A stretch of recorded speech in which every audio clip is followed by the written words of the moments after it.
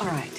This is something more than Jason being a nervous, expectant father. Now, is he in trouble? Did he have some sort of a relapse? No, Jason's fine physically. We're just dealing with some things, and he's not handling it very well. Right, and the more you dance around this, the more worried I'm getting. Well, Jason and I have a lot going on, but Mom, it didn't help that you told him about John McBain. Hold on.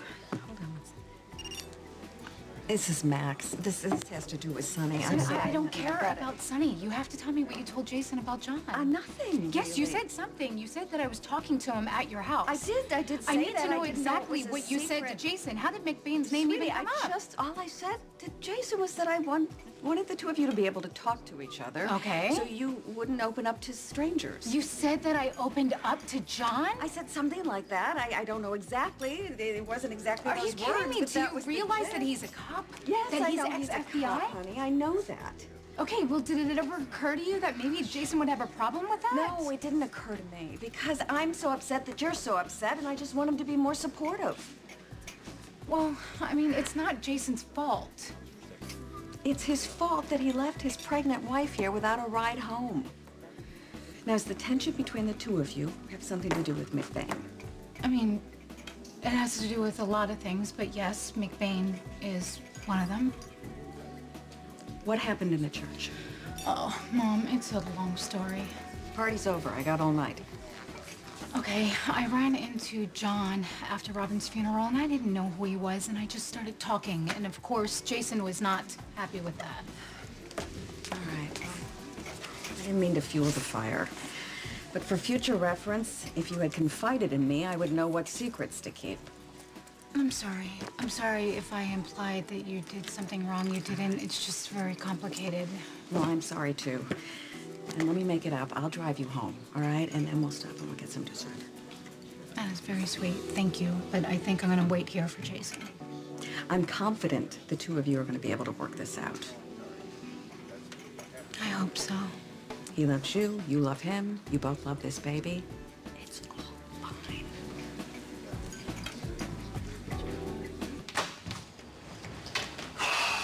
Hey, Jason, you're here. what happened? That cop, John McBain, showed up with a search warrant. How'd he get a warrant? He's from Pennsylvania. He doesn't even have jurisdiction. He's got connections at the Bureau. FBI's got his back on this one. If the DNA markers are close, is there a chance that they could be wrong? No, it's 99.9% certain, and I had the DNA test run against both potential fathers. How? How what? Franco's dead. How'd you get his DNA? A contact at the FBI. All right, tell me everything that happened from the time McBain came in. Were you with him the whole time? No, someone else showed up. Who? Hold on. Just tell me everything that happened first. He knocked, I answered the door. Said he had a birthday gift for the boss. I opened it. It was a newspaper article in a frame. You know, it was nothing. I was going to throw him out, and that's when he showed me the search warrant. See it? It's right here. It looked real to me. I was going to call Miss Davis, but she didn't pick up. Yeah, McBain's too smart to try to bluff his way in with a fake warrant. Plus, he'd want anything he finds to be admissible. How much of the house did he search?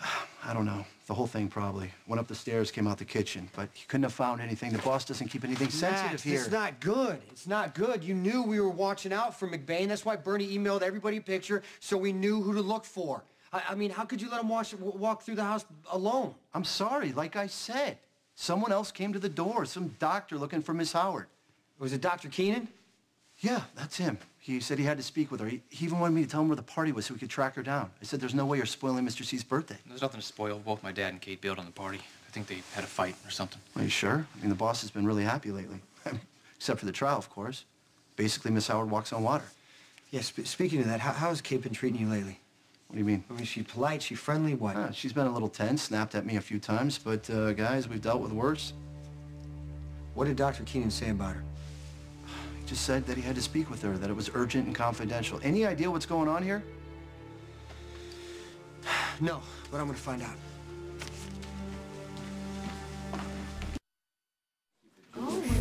Yes, I knew it. Cocolat is open, and they have the best bitter chocolate mousse cake. Okay, that sounds good. You should just pick up a piece and take it home to Molly.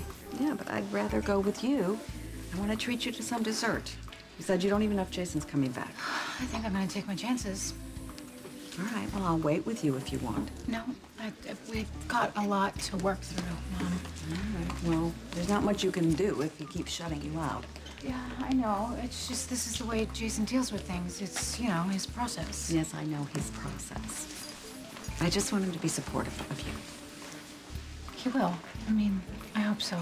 Like you said, he loves me. He loves this baby. Everything's gonna be okay. He will. Really want it. Jason. Hey, is Dr. Keenan here? Is he around, you know? He left a little while ago. Is he coming back?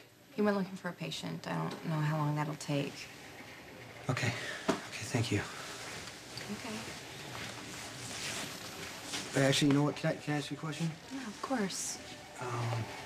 The other day when I was here looking for Sam, you said you saw her talking to some guy. Right? Was this him? What's this about? Elizabeth, just tell me. Is this the guy you saw Sam with? Yeah, that's him. Hey. You listening in there? 'Cause there's some things I need to tell you. You know, one of these days you're gonna look up into the sky and you're gonna see these big, bright lights. And those lights, they're called stars. And stars have been one thing I have always been able to count on. No matter where I am, I can look up in the sky, see those lights, and I could feel safe. And then I met Jason, and I never felt safer with anyone than in his arms. Tonight when I walked in, I felt something I didn't quite recognize. Just a peace, contentment, happy to be home. And you give me that. You know, when I walk into a room that we call home, Jason, I finally know what it means to be happy, you know. It's just that I would not trade any of my life with you. None of it. Not for the world. And that to me is the real gift.